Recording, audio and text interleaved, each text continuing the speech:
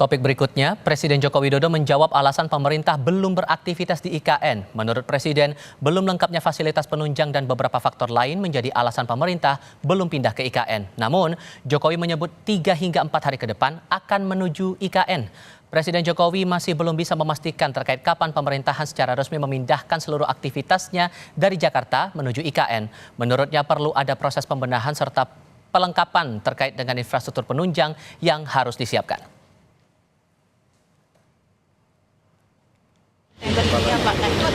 Ya semuanya kan dilihat fasilitas yang ada sudah siap.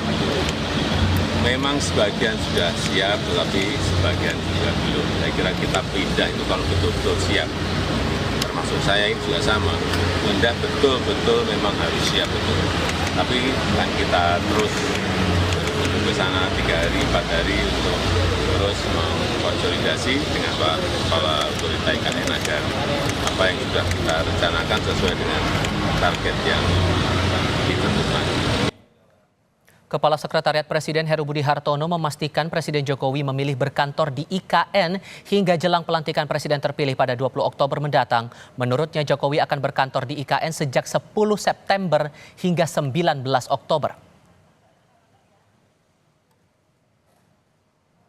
Rencana beliau berkantor itu kan sampai tanggal 19, kemungkinan dari tanggal 10 sampai 19, dan ada beberapa di Selasa itu kegiatan rapat dan lain, termasuk juga mungkin bunker, UKM dan ke kota lain.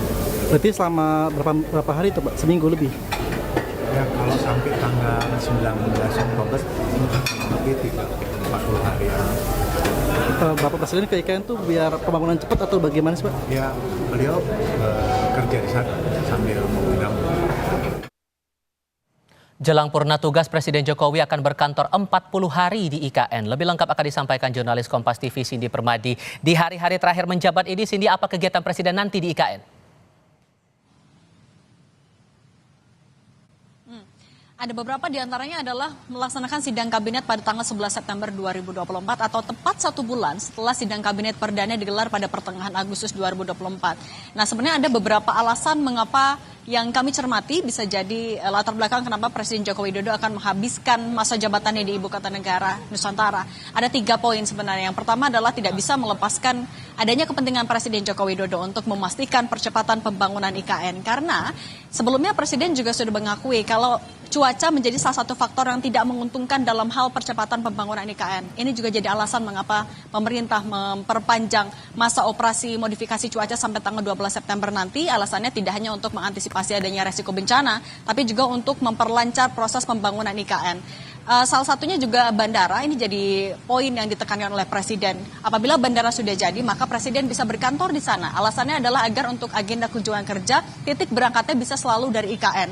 Dan kalau mengingat agenda 10 September nanti Presiden sudah berkantor, artinya sesuai dengan jadwal, yaitu pada awal September runway-nya sudah bisa digunakan dan akan bisa diuji coba oleh Menteri Perhubungan. Nah, kenapa memang harus dikebut? Karena pemerintah punya target dari pembangunan IKN ini dibagi menjadi 5 tahap. Yang tahap pertama 2022 sampai 2024. Infrastruktur utama harus sudah rampung. Infrastruktur utama ini meliputi istana, perkantoran, rusun, infrastruktur untuk penyaluran air, komunikasi, pengolahan limbah dan lain-lain yang diklaimnya sudah rampung. Nah, tapi ini yang akan terus kami cermati karena kalau misalnya untuk rusun dan juga hunian belum dipindahkan ASN ke sana karena Presiden Jokowi pun meminta adanya penyempurnaan infrastruktur fisik dan digital sebelum ASN dipindahkan meskipun sudah ada skema yang disiapkan. Kemudian yang kedua, soal memastikan keberlanjutan. Misalnya kita ingat di sidang kabinet pada bulan lalu Presiden Jokowi menekankan adanya keberlanjutan transisi pemerintahan yang kemudian oleh Presiden terpilih Prabowo Subianto. Juga ditekankan komitmennya untuk melanjutkan proyek nasional, proyek strategis nasional Presiden Jokowi, salah satunya adalah IKN. Yang ketiga, kalau kita melihat adanya agenda Presiden Joko Widodo harus memberikan kepastian kepada investor. 466 triliun rupiah biaya pembangunan IKN tentu bukan biaya sedikit yang bisa ditanggung oleh APBN sehingga perlu adanya partisipasi dari investor.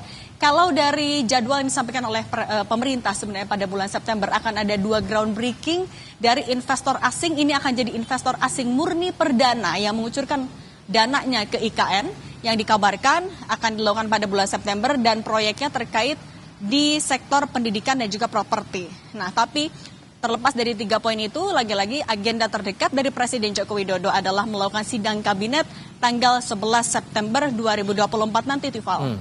Oke, dari Jakarta, Cindy Permadi melaporkan. Terima kasih.